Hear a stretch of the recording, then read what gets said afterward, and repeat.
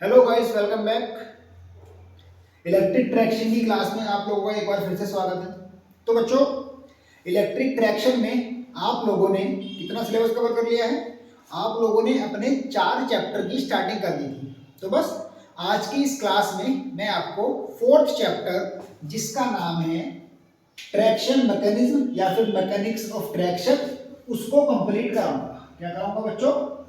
आज की इस क्लास में हम लोग चैप्टर नंबर 4 को पूरा डिस्कस करेंगे।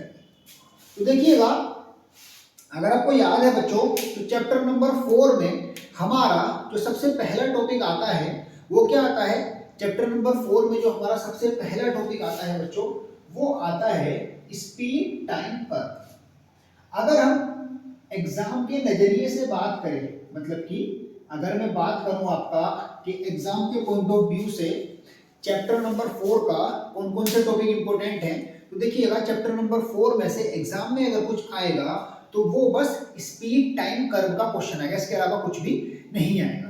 तो बस हम लोग जल्दी से आज की इस क्लास में स्पीड टाइम कर्व को डिस्कस कर लेंगे। तो आपको याद होगा कि मैंने अपनी पिछली क्लास में आपको एक जो स्पीड टाइम कर्व बेसिकली रहता है हमारा, कुछ यूं करके ऐसे ऐसे, फिर ये और फिर ये, इसको मैंने आपको पूरा समझा दिया था। जिन लोगों ने इसकी क्लास नहीं देखी है, पहले बच्चे आप लोग वो क्लास दिखाइएगा, जिससे कि आपको इसके बारे में पूरा आइडिया हो जाए कि स्पीड टाइम कर्व हमारा होता क्या है। आज की इस क्लास में मैं आपको एक्चुअली डेरिवेशन कराने वाला हूं सिंप्लीफाइड स्पीड टाइम कर्व पे। किसके बच्चों? Simplified speed time curve. देखिएगा, जो हमारे पास अर्बन, सब अर्बन या मेन लाइन रेलवे का स्पीड टाइम कर्व होता है, उसके हिसाब से हम लोग का बहुत मुश्किल है कि हम लोग डिस्टेंसेस या टाइम या मैक्सिमम स्पीड का पता लगा सकें, या डिस्टेंस का पता, मतलब उसके थ्रू कैलकुलेशन करना बहुत मुश्किल होता है।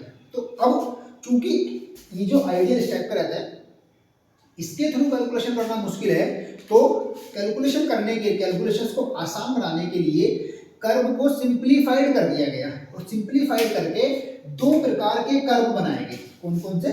सिंप्लीफाइड करके 2 प्रकार के कर्व बनाए गए। एक बनाया गया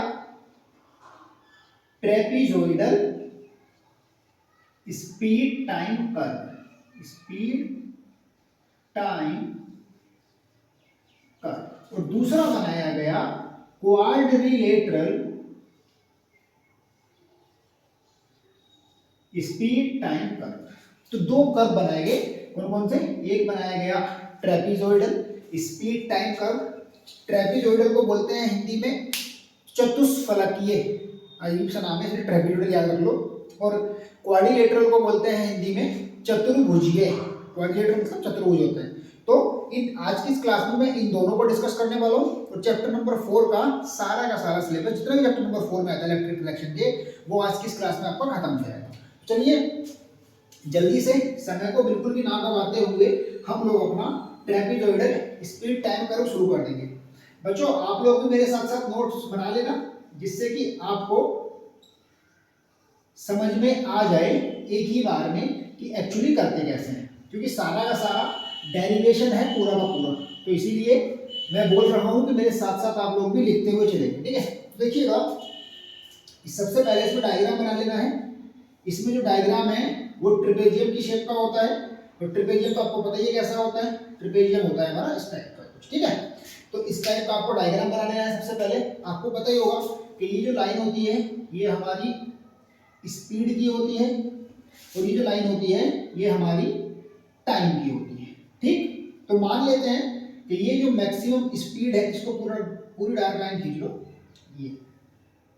तो ये हमने मान लिया कि यहां से यहां तक का जो टाइम है वो है आपका t1, यहां से यहां तक का जो टाइम है वो है आपका t2, और यहां से यहां तक का जो टाइम है वो है आपका t3, और जो आपका टोटल टाइम है बच्चों वो है आपका t।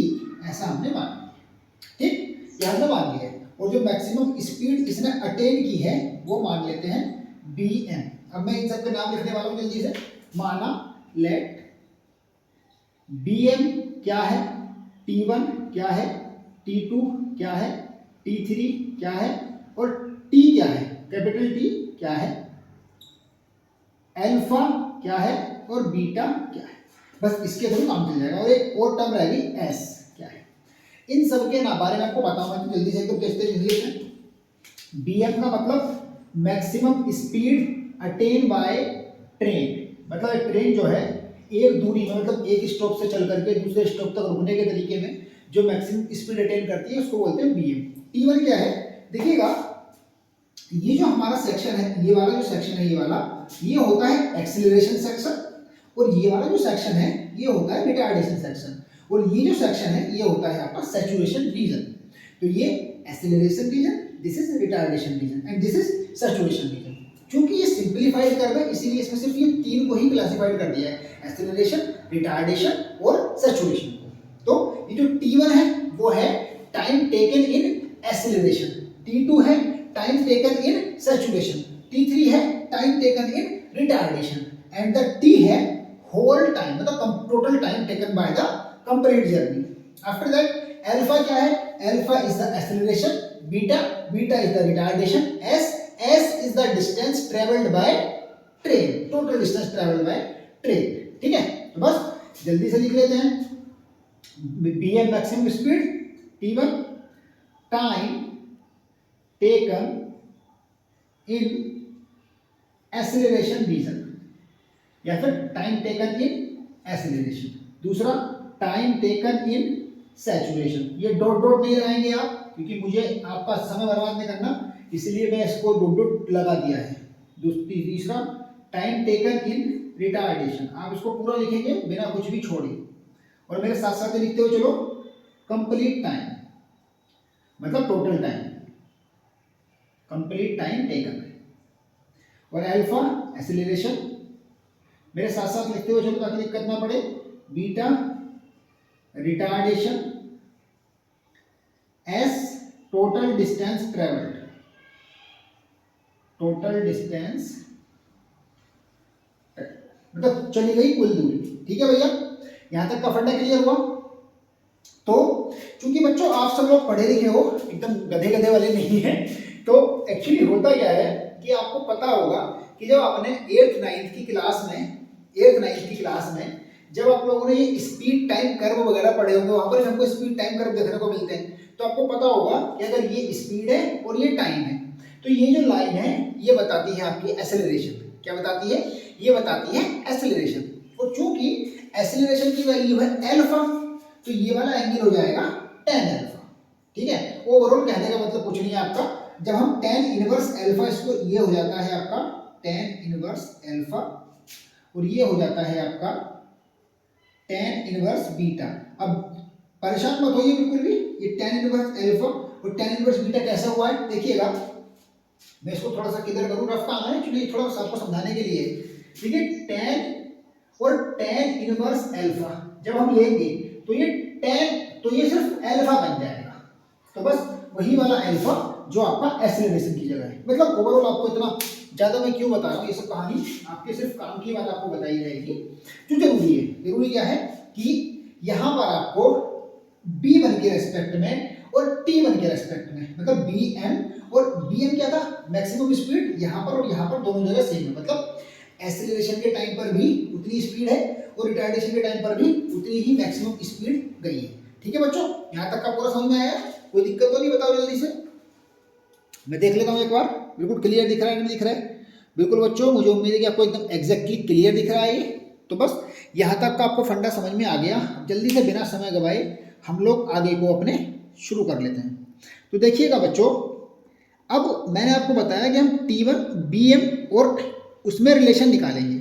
तो देखा जाए तो ये अल्फा की वैल्यू हो जाएगी BM अपॉन T1, तो T1 की वैल्यू क्या हो जाएगी, BM अपॉन अल्फा। ऐसे करते हैं यहाँ पर, तो यहाँ पर क्या हो जाएगा हमारे पास, यहाँ पर हो जाएगा बच्चों हमारे पास T1 equals to BM upon alpha, T2 equals to BM upon beta, और सॉरी T3 क्योंकि ये था आपका T1, ये था आपका T3, बीटा के साथ T3 और अल्फा के साथ T1, तो T1 equals to BM upon alpha, T3 equals to BM upon beta. अब बात आती है T2 में तो कोई एंगल ही नहीं है, और जब T2 में कोई एंगल नहीं है तो अब T2 की वैल्यू कैसे निकालें? तो भैया T2 की वैल्यू हमको पता है कि T2 की वैल्यू हो जाएगी T minus T1 plus T2, because क्यों ऐसा क्यों?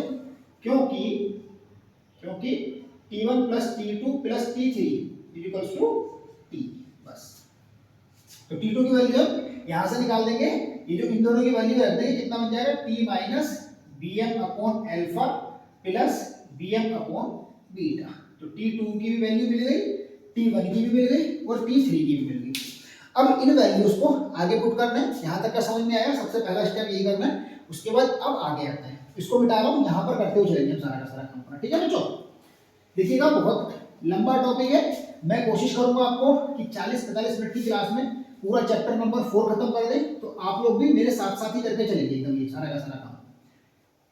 स्टेप बाय स्टेप बता रहा हूं, वरना फिर समझ नहीं पाओगे। स्टेप बाय स्टेप जैसा मैं करके चल रहा हूं वैसे आप लोग भी करके चलो, ठीक है? मैं इसको भी मिटा रहा हूं, इसको भी मिटा रहा हूं, ताकि हम लोग पूरा आराम से कर सकें। ऊपर से करेंगे तभी हो पाएगा, वरना सिर्फ बोर्ड को साफ करते रह जाएंगे, इतना बड़ा टॉपिक है। चलिए अब आप देखेंगे कि ये जो मतलब S1 इस वाले रीजन में चली गई डिस्टेंस, S2 इस वाले रीजन में चली गई डिस्टेंस और S3 इस वाले रीजन में चली गई डिस्टेंस, और जब इन तीनों को ऐड कर देंगे तो हमारे पास S यानी कि total distance travelled by the train आ जाएगा। सो लिख देंगे यहां पर हम here S is equals to S1 plus S2 plus S3, मतलब कि S1 क्या है? एक्सेलरेशन रीजन में चली गई डिस्टेंस, S2 क्या है? सैचुरेशन रीजन में चली गई डिस्टेंस, S3 क्या है? रिटार्डेशन रीजन में चली गई डिस्टेंस। इनको भी लिख देना ताकि और भी बड़ा हो जाए आराम से, ठीक है? यहां तक का फंडा समझ में आया आपको?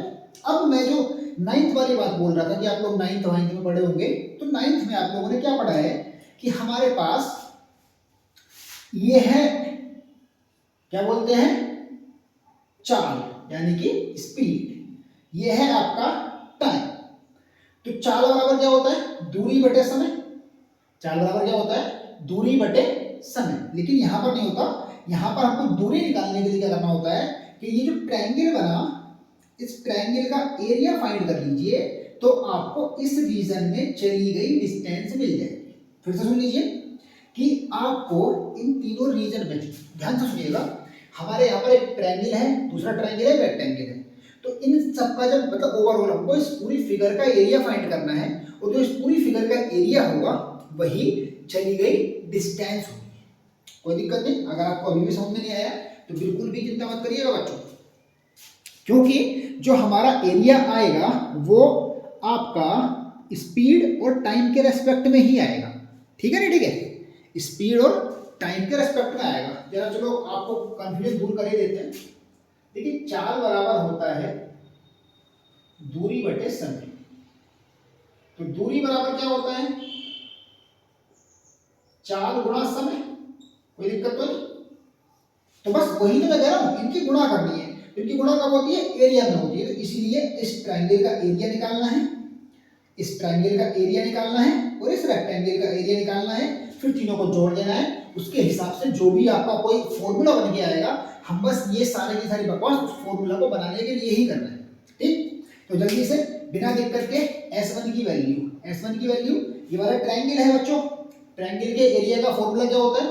1/2 बेस इंटू हाइट। तो बस 1/2 बेस T1 है और हाइट Bm है, तो मैं एक साथ लिख रहा हूं Bm और T1, ठीक है?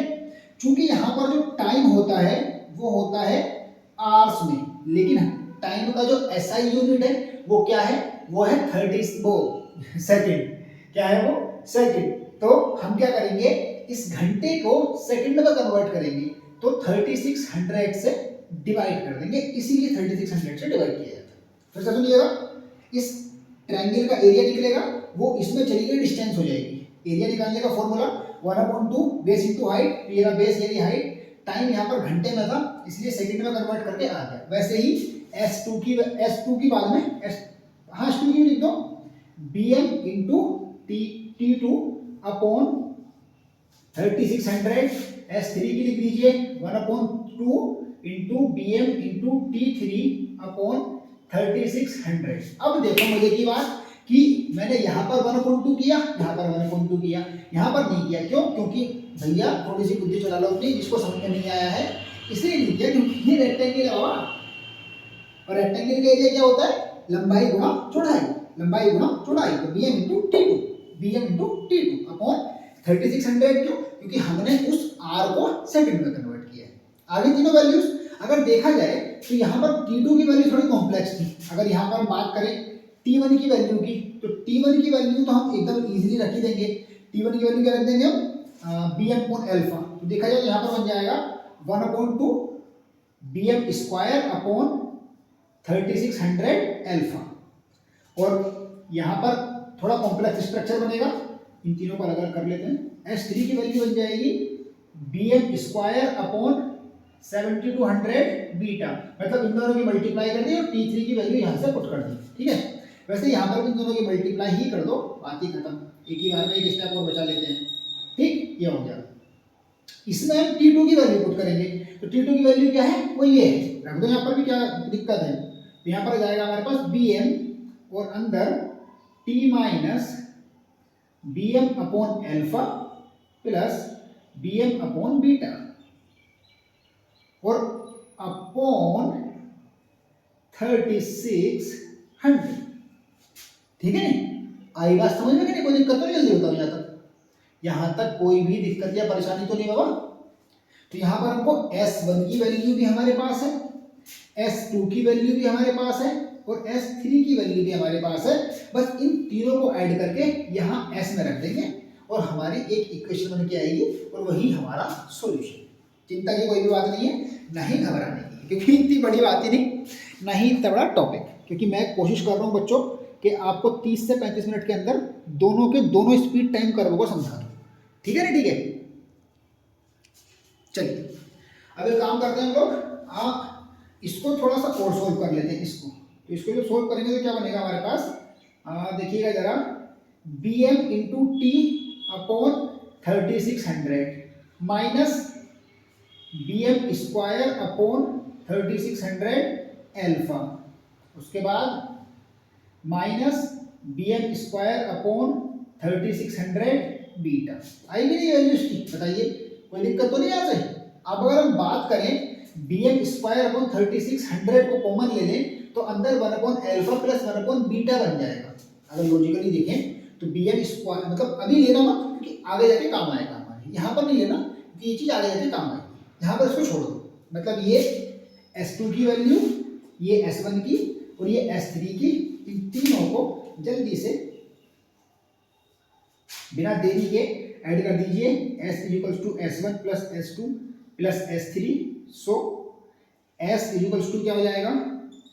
bm स्क्वायर अपॉन 7200 अल्फा और इसकी value plus bmt upon 3600 minus bm square upon 3600 alpha minus bm square upon 3600 beta और प्लस का bm स्क्वायर अपॉन 7200 बीटा। ये दोनों सेम है, ये दोनों सेम है, सॉरी ये दोनों सेम है और ये दोनों सेम है। इसको लगा को इन दोनों को सोल्व कर लो।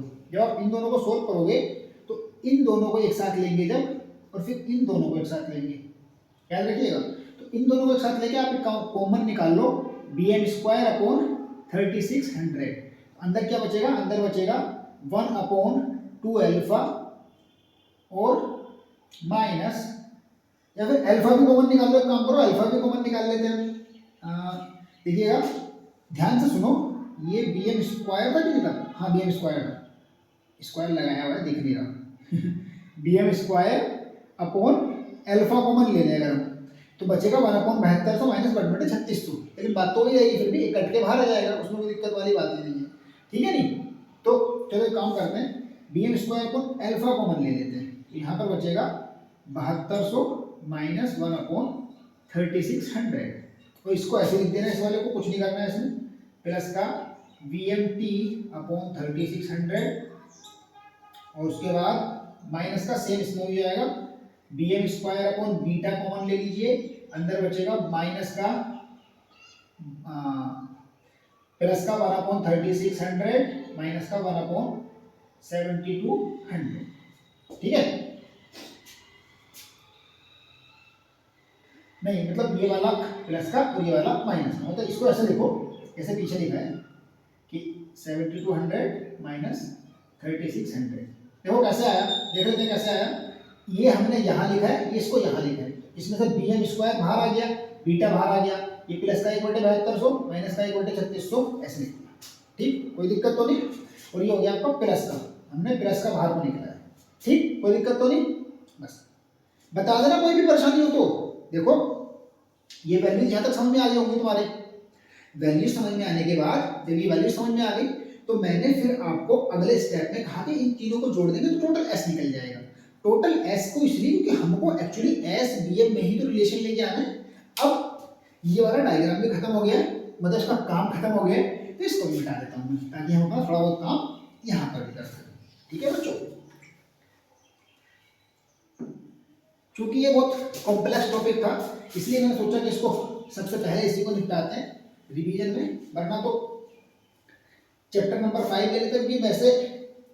और ये टॉपिक एग्जाम में आ सकता है क्योंकि भैया लेवल एग्जाम का कैसा भी बन सकता है, याद रखिएगा।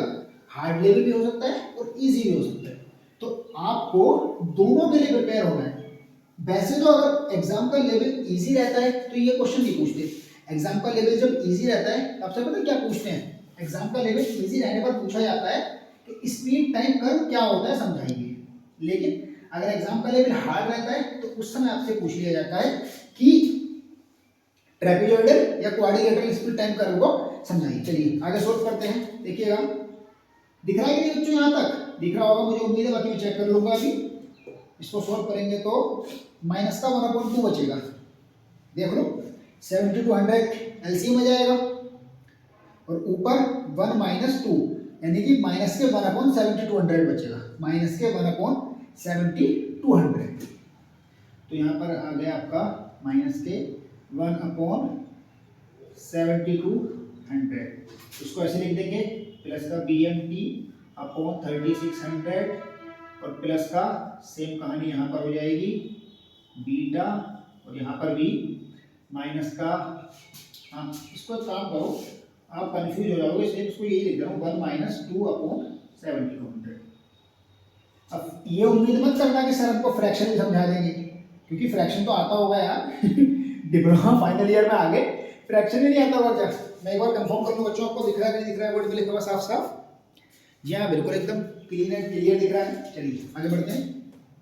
तो अब मैं अलग अलग कलर इसलिए यूज कर रहा हूँ ताकि आपको आपस में क्लैशिंग ना हो। ठीक, तो देखिएगा इसकी वैल्यू यही है हमारे पास, देखा जाए तो ये प्लस का है, ये दोनों माइनस के हो जाएंगे। तो इसको पहले लिख लो अपने BMT/3600 माइनस का BM²/7200 अल्फा माइनस का BM²/7200 बीटा। देखिएगा ठीक है, ये माइनस का 1 इसलिए ये माइनस हो गया, ये माइनस हो गया, दोनों यहाँ पर।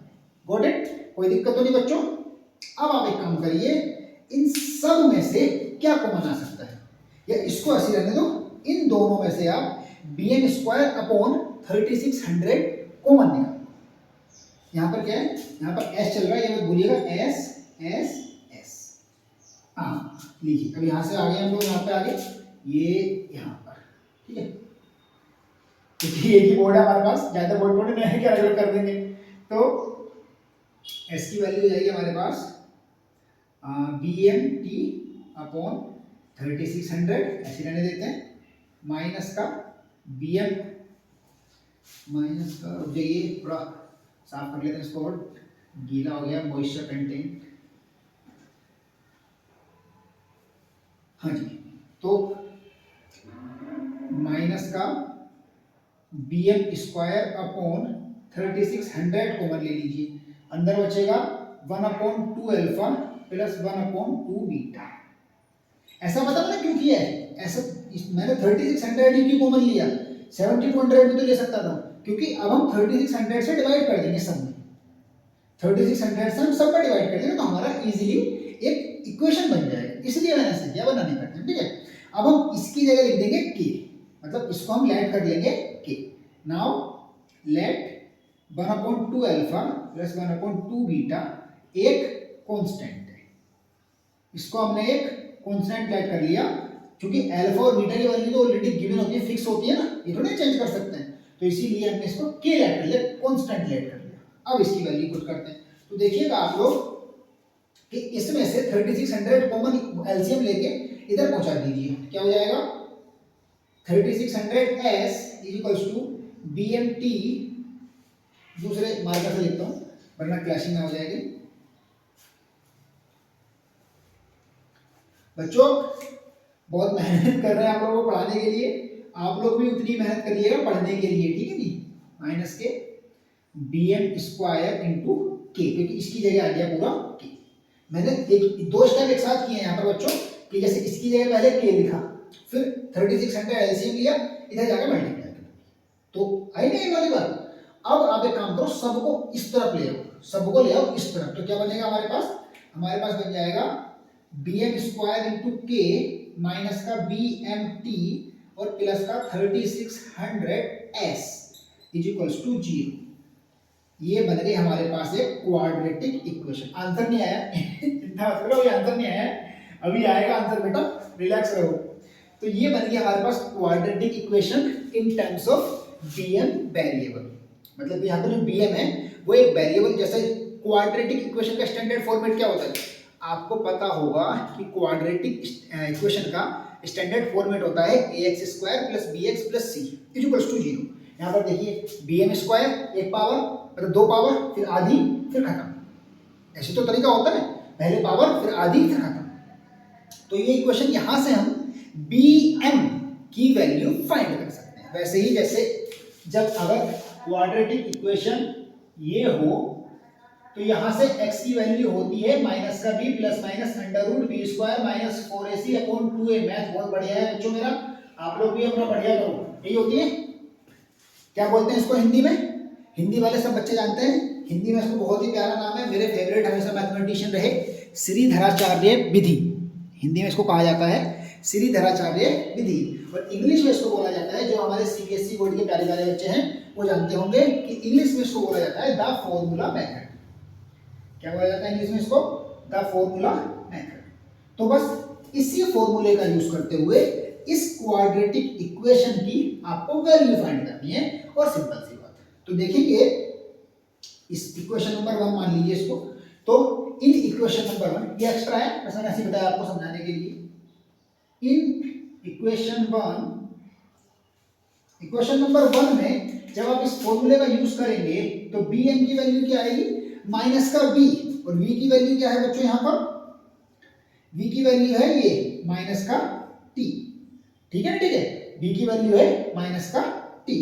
अच्छा रुको जरा, ये तो प्लस में था मेरे पास, मुझे लगता है कि ये वैल्यू प्लस में होनी चाहिए, माइनस में रहेगी क्या, कॉमन लेते समय एक बार हम देखें, हाँ माइनस में है दोनों वैल्यूज, ठीक है, ये भी ठीक है, ये भी ठीक है, हाँ तो फिर t माइनस का हो जाएगा बच्चों हमारे पास, इसका मतलब t फिर हमारे पास माइनस का हो जाएगा, हाँ ये भी ठीक है, t हमारे पास माइनस का हो जाएगा, क्योंकि मैं सोच रहा था कि t प्लस का हो तो ज़्यादा सही रहता। अगर हम यहाँ पर माइनस से मल्टीप्लाई कर देते तो ये प्लस का हो जाता, ये माइनस का, और फिर ये प्लस का, ये फिर इधर ये माइनस का, इधर प्लस का हो जाता, तो कुछ भी फर्क नहीं पड़ने वाला था। यहाँ पर अगर माइनस से मल्टीप्लाई कर देते तब भी कोई फर्क नहीं पड़ने वाला था, ठीक है बच्चों। अच्छा अरे मैं ये कैसे भूल गया कि ये फॉर्मूले में यहाँ माइनस का t है और फॉर्मूले में माइनस का b, मतलब माइनस और माइनस का t, b की वैल्यू है ना, वो फॉर्मूला एग्जैक्टली वही फॉर्मूला पुट कर रहे हैं, प्लस माइनस अंडर रूट, दिख रहा है बच्चों यहाँ तक का, b स्क्वायर का मतलब t स्क्वायर, मतलब माइनस का t स्क्वायर, तो t स्क्वायर हो जाएगा, माइनस 4ac, a का मतलब यहाँ पर a का मतलब k और c का मतलब ये वाला पूरी वैल्यू, तो माइनस का 4 इंटू के इंटू 36s, दिख रहा है बच्चों, कोई दिक्कत तो नहीं, और अपॉन 2 इंटू ए, और ए की वैल्यू है के, तो 2k, ये आ गई BM की वैल्यू। मतलब अगले स्टेप में इसको प्लस कर दीजिए, ये लीजिए, इसको ऐसे हटा दीजिए पूरा, ऐसे ये वाला सिंपल फॉर्मूला लगाया, कुछ अलग नहीं किया इसमें, ठीक है। उम्मीद है कि आपको यहाँ तक का फंडा आंसर नहीं आया, रिलैक्स करो, आंसर अभी भी नहीं आया है, आप चिंता मत करो, आंसर अभी भी नहीं आया है, ठीक है नहीं, चिंता की तो कोई बात ही नहीं है। वो कहते हैं ना कि चिंता करने की तो कोई भी जरूरत ही नहीं। जैसे कि मान लो ऐसा है, मैंने सुना था कि भले ही वो तुम्हारे पास ना हो लेकिन रखो हमेशा उससे मिलने की आस, कि भले ही वो तुम्हारे आज पास ना हो लेकिन रखो हमेशा उससे मिलने की आस, और बिल्कुल भी परेशान होने की जरूरत नहीं है, जब रोहित सर है पास आप सबको कराएंगे बहुत अच्छे नंबर के पास, ठीक है, चिंता मत करिए। अब बस यहां पर bn क्या था बच्चों, अगर आपको याद तो bn की वैल्यू बता दो जल्दी से। bn की वैल्यू थी maximum speed of the train. तो अगर हम प्लस माइनस साइन है यहाँ पर, एक बार प्लस टेक करना होता है एक बार माइनस टेक करना होता है, और दो वैल्यू मिल जाती है। अगर प्लस वाला साइन टेक करोगे, प्लस वाला साइन टेक करते हो तो वैल्यू bn की इतनी ज्यादा हो जाएगी कि बुलेट ट्रेन को भी पार निकल जाएगी, लगेगा ट्रेन में नहीं एरोप्लेन की स्पीड बता रहे हैं। अगर हम यहाँ पर t की वैल्यू के साथ ये मतलब यहाँ पर बच्चों जो bn की वैल्यू आने वाली है वो दो तरीकों से आने वाली है। एक बार तो आप t के साथ प्लस का साइन कंटेन कर लें, दूसरी बार t के साथ माइनस का साइन कंटेन कर लें। तो अगर आप t के साथ प्लस का साइन कंटेन कर लेते हो तो bn की वैल्यू इतनी ज़्यादा हो जाएगी जो कि लगेगा कि ट्रेन की स्पीड नहीं प्लेन की स्पीड है, बल्कि फ्लाइंग जेट की स्पीड लगने लगेगी। इसीलिए हम यहाँ पर प्लस वैल्यू को नहीं टेक करके सिर्फ माइनस वैल्यू को टेक करेंगे और आंसर लिख देंगे। बस एक स्टेप बचा है, लिख देंगे यहाँ पर practically plus sign is not possible, so Vm की वैल्यू हो जाएगी हमारे पास t minus under root T square minus 4 into 36 कितना हो गया, 4 की मल्टीप्लाई करो 36 से कितना हो जाएगा बच्चों, मल्टीप्लाई कर दो या ऐसे कर दो कोई फर्क नहीं पड़ने वाला इसका, ठीक है नहीं, मल्टीप्लाई कर दोगे तो ज़्यादा अच्छा है। नहीं भी देख एक बार c की वैल्यू देख लेते हैं, c की वैल्यू तो सेम है 4ac, a की वैल्यू k थी, कोई दिक्कत नहीं, एकदम कोई भी परेशानी वाली बात नहीं। तो 4 0 0 4 0 0 4 6 24 और 4 3 12 और 2 40, तो ये हो गया k और s, ये लीजिए, और अपॉन 2 और k, ये आ गया आपके पास भैया Vm की वैल्यू, और यही हमारा फाइनल आंसर है। क्योंकि आप देखो Vm ट्रेन की maximum speed, t total time, s distance travelled by the train, t total time, और k कांस्टेंट जिसकी वैल्यू k की वैल्यू क्या होती है बताओ जरा, k की वैल्यू क्या थी, k की वैल्यू थी e। ये हमारा final trapezoidal speed time curve को हमने समझा दिया है, ठीक है बच्चों। और डरने की कोई आवश्यकता नहीं है क्योंकि इतना मुश्किल तो मुझे नहीं लगता है, भले से इतनी ज़्यादा बकवास है इसमें बहुत ज़्यादा, लेकिन जिस तरीके से मैंने आपको समझाया है अगर आपने स्टेप बाय स्टेप फॉलो किया तो बिल्कुल भी नहीं भूलेंगे, ठीक है। सबसे पहले स्टेप में जो पैरामीटर मान लीजिए t1 t2 t3 की वैल्यू फाइंड कीजिए, फिर s1 s2 s3 की वैल्यू फाइंड कीजिए, तीनों को प्लस करके s में रख दीजिए, इक्वेशन बनाइए, सॉल्यूशन कीजिए, स्वाहा, ठीक है बच्चों। उम्मीदें समझ में आया होगा, जोश के साथ पढ़ो, एग्जाम आने वाला है तो बिल्कुल भी रिलैक्स होकर के नहीं पढ़ना है आप लोग को, ठीक है, एकदम से पूरी ताकत लगा दो ताकि अच्छे से अच्छे नंबर पा सको। वैसे तो एग्जाम में इस टाइप के क्वेश्चन तब पूछे जाते हैं जब एग्जाम का लेवल टफ बने, लेकिन कह नहीं सकते, आपको तो हर सिचुएशन के लिए प्रिपेयर रह के चलना है। वैसे तो मैंने सोचा था कि मैं आपको दूसरा वाला भी इसी क्लास में करा दूंगा, लेकिन मुझे नहीं लग पा रहा क्लास बहुत ज़्यादा बड़ा खिंच जाएगा अगर इसी क्लास में हमने क्वाड्रिलेटरल भी किया तो क्वाड्रिलेटरल के लिए मैं अगली क्लास में लगाऊंगा जल्दी ही, बहुत जल्दी, मतलब आपको तुरंत अगली क्लास मिल जाएगी, तो उसमें हम लोग क्वाड्रिलेटरल स्पीड टाइम कर्व को समझाएंगे, ठीक है बच्चों। चलिए फिर मिलते हैं आप लोगों से अगली क्लास में, तब तक आप अपने घर पर रहो, स्वस्थ रहो, सुरक्षित रहो, पढ़ाई करते रहो क्योंकि एग्जाम आ गया है, अच्छे से दबा के पढ़ाई करो, जोर लगा के, ठीक है। और वैसे ही जोर लगा के लाइक वाला बटन ठोक के जाओ, अगर चैनल सब्सक्राइब नहीं किया सब्सक्राइब करके जाओ ताकि आपको आने वाली सारी वीडियोस की नोटिफिकेशन अपडेट मिलते रहें। 6 सेमेस्टर में भी साथ आइएगा क्योंकि 6 सेमेस्टर का बैच में निकालूंगा जो कि 1 नंबर है, ऐसा बैच आपको पूरे यूट्यूब पर कहीं नहीं मिलेगा। Okay guys, thank you so much, धन्यवाद।